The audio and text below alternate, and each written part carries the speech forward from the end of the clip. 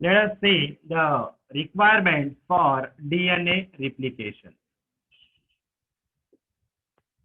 क्या क्या रिक्वायर होता है डीएनए रिप्लिकेशन के लिए? सबसे पहले okay, double stranded parental DNA. Okay, without parental DNA, see here, without template strand DNA replication is not possible. So parental strand जरूरी है, isn't it?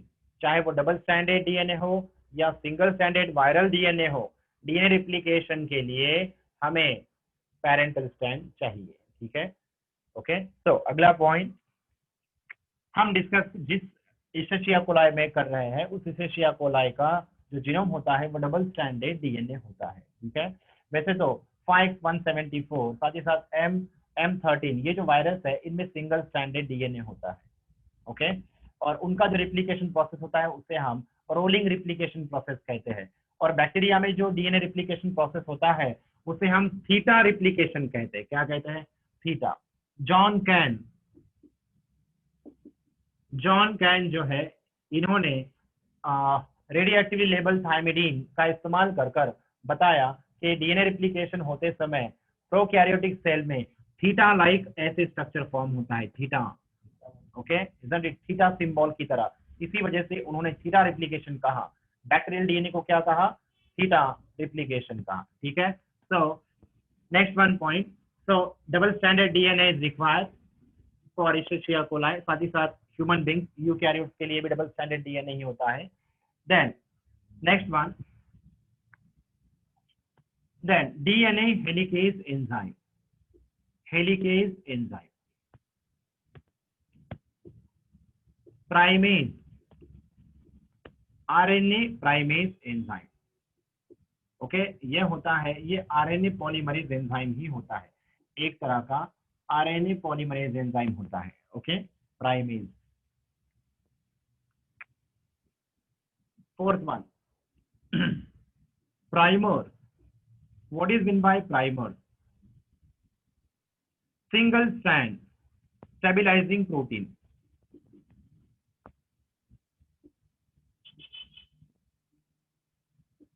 Single strand, yes, DNA binding protein.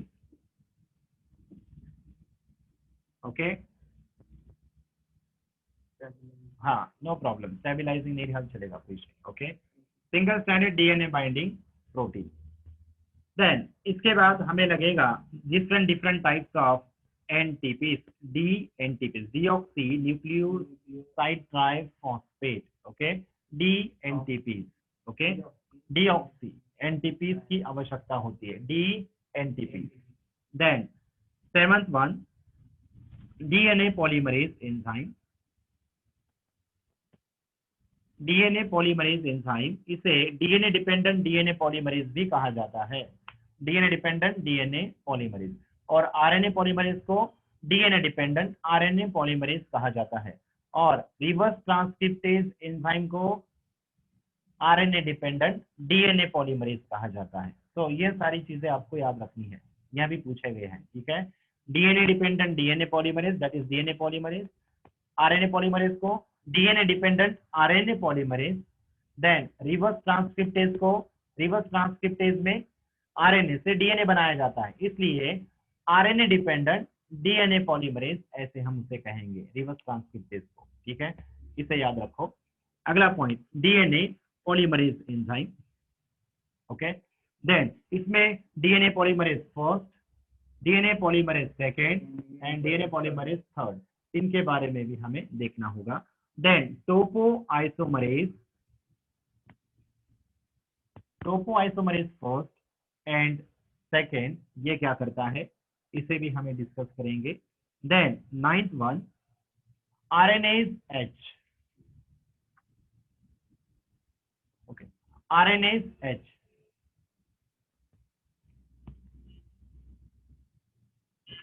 Then last में ligase enzyme, ligase enzyme.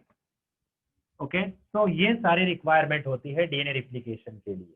Okay, इन सभी requirement के बारे में discuss करते हैं one by one. सबसे पहली double standard parental DNA require होती है, जो डीएनए रेप्लिकेशन के बाद वैसे ही हाफ पोर्शन सेमी कंजर्वेटिव रहता है। ओके, जैसे हम डिस्कस करेंगे आगे जाकर। हेलिकेज, हेलिकेज इसे हम unwindase double standard DNA unwinding enzyme कहते हैं। अभी आपने सवाल पूछा था। ओके, तो हेलिकेज, हेलिकेज क्या करता है? यह शेयर, इसे बहुत बार कई बार पूछा गया सवाल है। Helicase it breaks down the hydrogen bonding present between complementary base pair of the double stranded DNA। इस डबल स्टैंडर्ड डीएनए के बीच में जो कॉम्प्लीमेंट्री बेस पेयर होते हैं, उन कॉम्प्लीमेंट्री बेस पेयर की जो हाइड्रोजन बॉन्डिंग की वजह से होती है, उन हाइड्रोजन बॉन्ड को ब्रेक करता है कौन? हेलिकेज। हेलिकेज हाइड्रोजन बॉन्ड को ब्रेक करता है, ना कि फॉस्फोडाइस्टर को, याद रखना। ओके, फॉस्फेटेज एंजाइम होता है जो फॉस्फेट मींस फॉस्फोडाइस्टर बॉन्ड को ब्रेक कर सकता है। ठीक है, याद रखना। सी, तो इस वजह से जो ये स्ट्रैंड होती है वो सिंगल स्ट्रैंड हो जाती है। DNA helicase, okay, DNA helicase, isn't it? ये जो डबल स्ट्रैंडेड डीएनए है उसे सिंगल स्ट्रैंड कर देता है। तो सी है, ओके, एक हेलिकेज इस डायरेक्शन में जा रहा है, दूसरा इस डायरेक्शन में जा रहा है, ताकि बाय डायरेक्शनल डीएनए रेप्लिकेशन हो सके। समझ में आ रहा है? ओके, सो हेलिकेज, हेलिकेज क्या करता है? हम सिर्फ यहाँ पर रिक्वायरमेंट बता रहे हैं, और उस रिक्वायरमेंट में जो प्रोटीन, जो भी प्रोटीन है, जो भी फैक्टर्स है, जो भी एंजाइम्स है, इनके जो फंक्शन है उसे हम डिस्कस कर रहे हैं, ना कि डीएनए रेप्लिकेशन प्रोसेस। ठीक है, एक बार आपको इन सभी के बारे में पता चल जाता है तो आप डीएनए रेप्लिकेशन जो है वह आसानी से आपको पता चल जाएगा। ठीक है, तो ध्यान दीजिए अगला पॉइंट। तो हेलिकेज का क्या काम किया है? What is the function of helicase? It breaks down the hydrogen bonding between complementary base pair so that double strand become single stranded. Okay, अगला पॉइंट, सिंगल स्ट्रैंड होने के बाद उस सिंगल स्ट्रैंड को, डीएनए की जो सिंगल स्ट्रैंड है उसे एक प्रोटीन बाइंड होता है, उसे हम single strand DNA binding protein कहते हैं, एसएसबीपी। क्या कहते हैं? SSBP, single strand binding protein, SSBP, single strand. यहाँ पर जब हेलिकेज इस डबल स्ट्रैंडेड डीएनए को सिंगल स्ट्रैंड कर देता है, उस समय उस सिंगल स्ट्रैंड को बाइंड होने वाले प्रोटीन को हम एसएसबीपी कहते हैं, single strand DNA stabilising DNA binding protein. ये दोनों के दोनों सेपरेटेड डीएनए स्ट्रैंड को स्टेबलाइज कर देता है, ताकि ये वापस से रिपेयर ना हो सके। वरना ये रिपेयर हो जाएगा तो फिर डीएनए रेप्लिकेशन प्रोसेस होगी क्या? नहीं होगी, पॉसिबल नहीं। समझ में आया? तो इस वजह से एसएसबीपी सिंगल स्ट्रैंड को बाइंड कर रहा है। ठीक है, हाँ, तो hope you understand this point. अगला पॉइंट, अब ये होने के बाद प्राइमेज एंजाइम, जिसे हम आरएनए प्राइमेज एंजाइम कहेंगे, या फिर ये एक तरह का आरएनए पॉलीमरेज है। ये क्या है? एक तरह का आरएनए पॉलीमरेज एंजाइम है। ये क्या करता है? It produces the primer. ये क्या प्रोड्यूस करता है? प्राइमर। तो व्हाट इज प्राइमर? प्राइमर क्या होता है? Primer, it is the single strand oligonucleotide sequence. Okay, ये क्या है? It is the specific sequence of ribonucleotide oligonucleotide sequences। ठीक है, it is okay, what is mean by primer? Primer क्या होता है? A single stranded, the single stranded RNA that bears the specific nucleotide sequence। Okay, तो उसे हम primer कहते हैं। ये सिंगल स्ट्रैंडेड होता है और इसके दो एंड होते हैं, 5' एंड 3'। ओके, तो ये जो प्राइमर होता है, अगर आप यहाँ पर देखते हो तो एक बेसिक पॉइंट हम आपको बता दें। ये जो प्राइमर, ये जो स्ट्रैंड जो सेपरेट हुई है, इस स्ट्रैंड पर यह प्राइमर बाइंड होता है। ओके, और 5' पर फॉस्फेट, 3' पर OH ग्रुप है। हम यहाँ 3' नहीं लिख रहे हैं, बल्कि 3' पर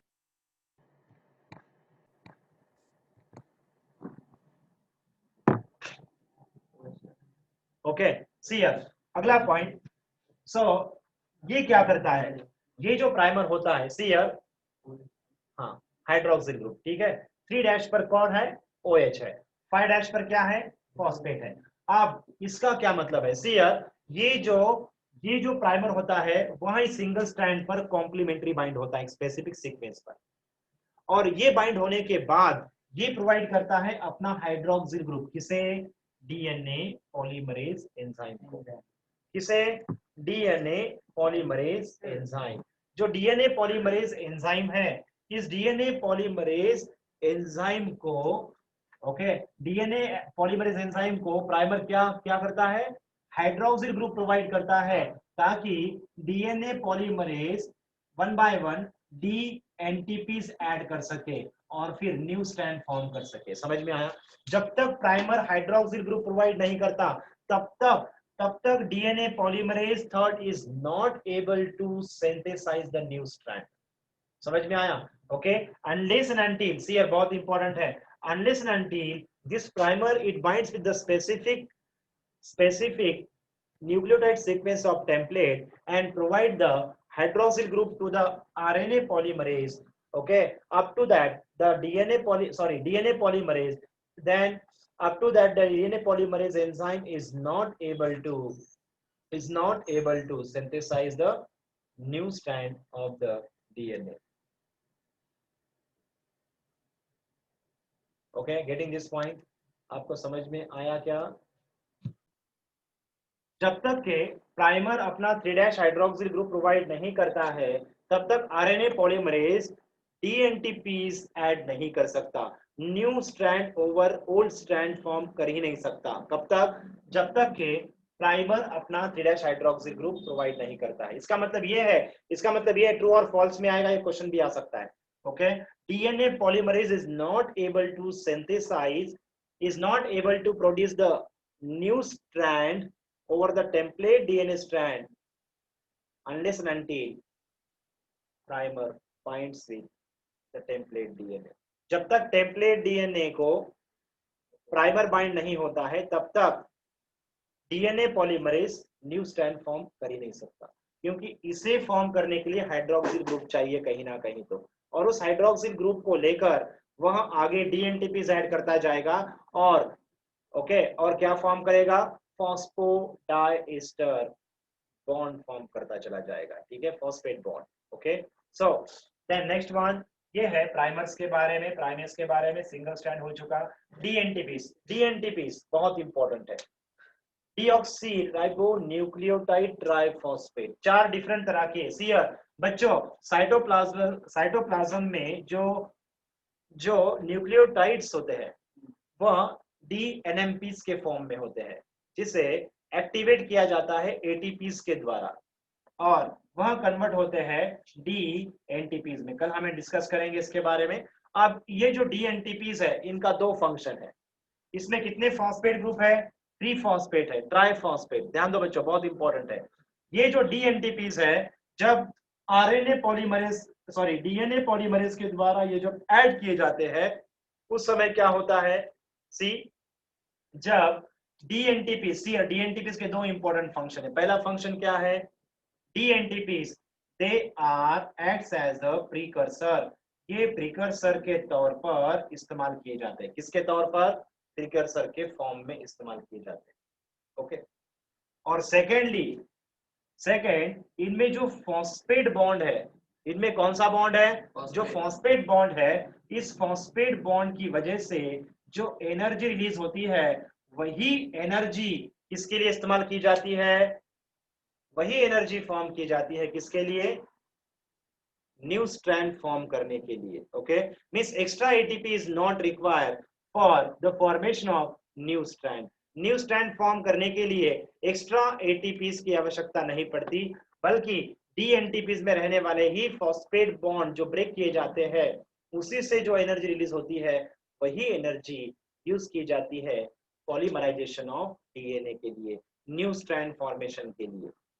ओके, सो इस तरह से 2 डिफरेंट फंक्शन परफॉर्म करते हैं DNTPs. Okay, they acts as a precursor, raw material for the formation of new strand. They provide that they are DNTPs, means nucleotide ये प्रोवाइड करते हैं न्यू स्ट्रैंड फॉर्म करने की। दूसरा, इनमें जो फॉस्फेट बॉन्ड है, उसे ब्रेक करने से जो एनर्जी बनती है, उस एनर्जी से ही न्यू स्ट्रैंड फॉर्म होती है। Okay, then third one, topoisomerase enzyme, RNase H, और साथ ही साथ डीएनए पॉलीमरेज एंजाइम। ओके, इनका क्या फंक्शन है? ओके, सी, अब डीएनए पॉलीमरेज जो है, जैसे कि हमने देखा, डीएनए पॉलीमरेज को हम क्या कहते हैं? डीएनए डिपेंडेंट डीएनए पॉलीमरेज कहते हैं। डीएनए पॉलीमरेज, ओके, इसके फर्स्ट, सेकंड, थर्ड ऐसे 3 डिफरेंट टाइप्स है। Okay, isn't it? So DNA polymerase first ये क्या करता है, ये क्या करता है, ये क्या करता है, इट शोज सियर it perform 3-2 5- exonuclease activity as well as during this exonuclease activity ये जो आरएनए प्राइमर है, ये जो आरएनए का जो स्ट्रैंड वाला जो प्राइमर है, इसकी जो न्यूक्लियोटाइड होते हैं वो क्या करता है, वह 1/1 1/1 1/1 3-2 5- रिमूव करता चला जाता है। ओके, यानी ये 3 है, यहां से वो रिमूव करता चला जाएगा। ओके, और फिर वह रिमूव करते समय, ओके, 3-2 5- एक्सोन्यूक्लियस एक्टिविटी करते समय वह ऐड करता जाएगा 5-2 3- न्यूक्लियोटाइड। जहां पर वो गैप बनता है वहां पर वो न्यू न्यूक्लियोटाइड्स ऐड भी करता है। समझ में आया? ओके, यहां से वह न्यूक्लियोटाइड निकाल देगा और फिर 5-2 3- न्यू स्ट्रैंड फॉर्म भी करेगा। ओके, न्यू स्ट्रैंड फॉर्म करेगा। Getting this point? Primer remove करना है। ओके, प्राइमर, वह प्राइमर को रिमूव करेगा और फिर 5-2 3- जो है न्यू स्ट्रैंड फॉर्म भी करेगा। कौन करेगा? RNA, sorry DNA polymerase first. Okay, अब दूसरा पॉइंट, यहां पर जो न्यूक्लियोटाइड है, सी नो डाउट न्यू स्ट्रैंड उसने फॉर्म की, आरएनए के जो न्यूक्लियोटाइड है वह वहां से निकाल दिया उसने। Okay, isn't it? इस आरएनए प्राइमर के जो न्यूक्लियोटाइड से वहां से रिमूव किया और उस गैप को फिल किया, कैसे? By adding the nucleotide, dNTPs add कर उसे फिल भी किया, ठीक है। मगर यहाँ पर जो एडजेसेंट जो न्यूक्लियोटाइड होते हैं उनके बीच में एक निक रहता है। निक मतलब एक स्पेस।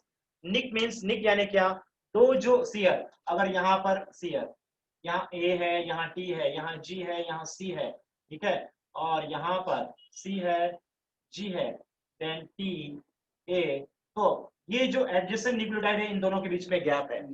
ओके, इसे कहते हैं निक। ओके, सो इस निक को फिल करता है लाइगेज एंजाइम। कौन? Ligase enzyme.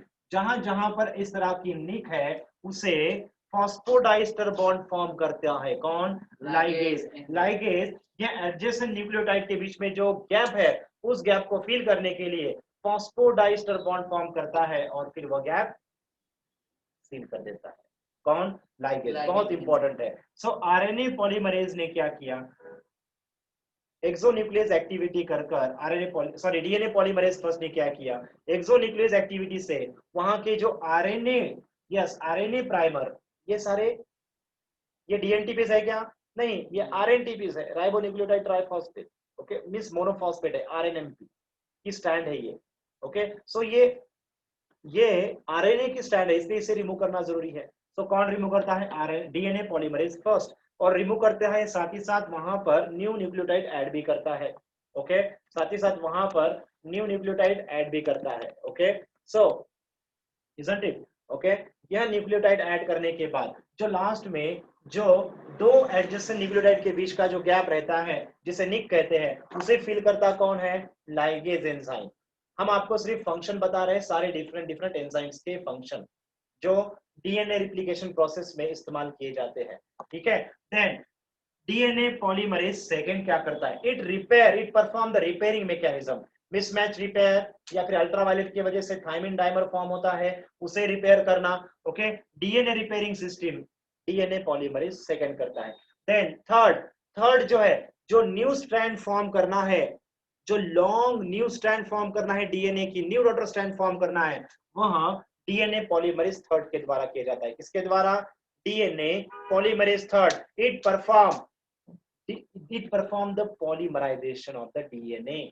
डीएनए का जो लॉन्ग चेन न्यू स्ट्रैंड जो फॉर्म होती है वह डीएनए पॉलीमरेज थर्ड के द्वारा की जाती है। ओके, देन तो ये हमने डिस्कस किया। साथ ही साथ आरएनएज एच, आरएनएज एच, यहाँ पर जैसे कि हमने आपको बताया, आप RNA DNA polymerase first 3-5 exonuclease activity करता है, नो प्रॉब्लम, ठीक है। वैसे साथ ही साथ आरएनएज एच जो है, यहाँ भी आरएनए स्ट्रैंड को डिग्रेड करता है जो डीएनए से अटैच है, isn't it? जो डीएनए से अटैच जो आरएनए प्राइमर्स है उन्हें भी ये आरएनएज एच रिमूव करता है।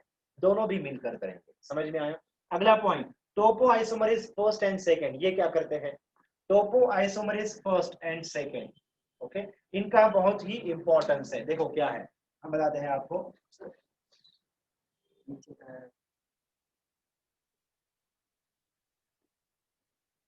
ओके,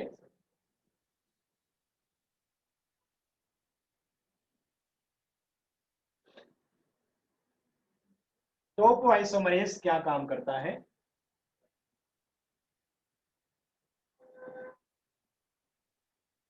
ओके, टोपो आइसोमरेज, अब देखिए बच्चों, सी, आप डीएनए रिप्लिकेशन जो प्रोसेस है, सी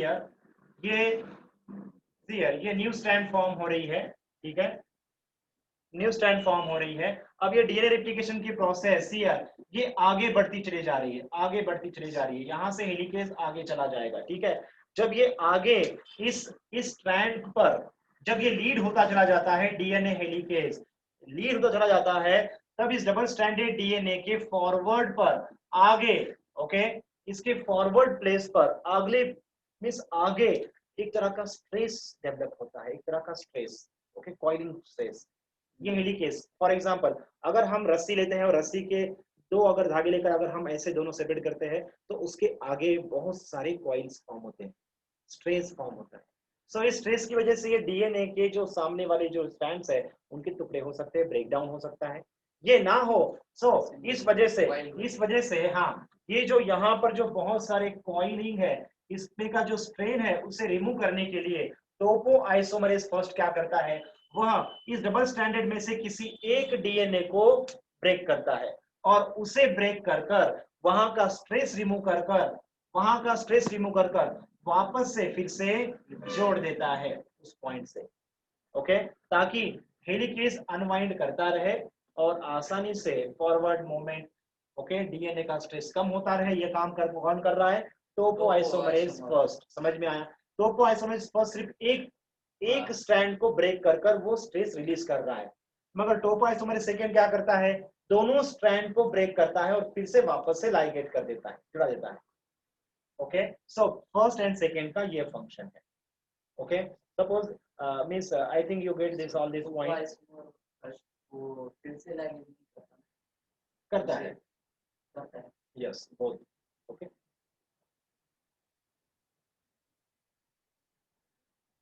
ओके, सो तो बच्चों समझ आ रहे हैं, हम आपको और एक चीज बता दें। ओके, टोपो आइसोमरेज सेकेंड की और एक चीज बता दें। सी अब ये पैरेंटल डीएनए है, डबल स्टैंडर्ड डीएनए, ठीक है। अब इनमें, ओके, ये ब्लू लाइन है पैरेंटल डीएनए की और इसमें फॉर्म हुआ है न्यू डॉटर डीएनए।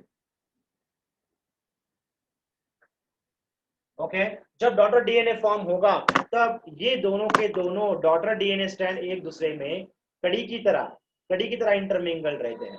तब दोनों के दोनों डीएनए के स्ट्रैंड को ब्रेक करना होता है, तब जाकर ये कड़ी खुलेगी और दोनों डॉटर डीएनए सेपरेट होंगे। सो इस कड़ी को खोलने का काम टोपो आइसोमरेज सेकेंड करता है और फिर वापस से समझ में आया बच्चों?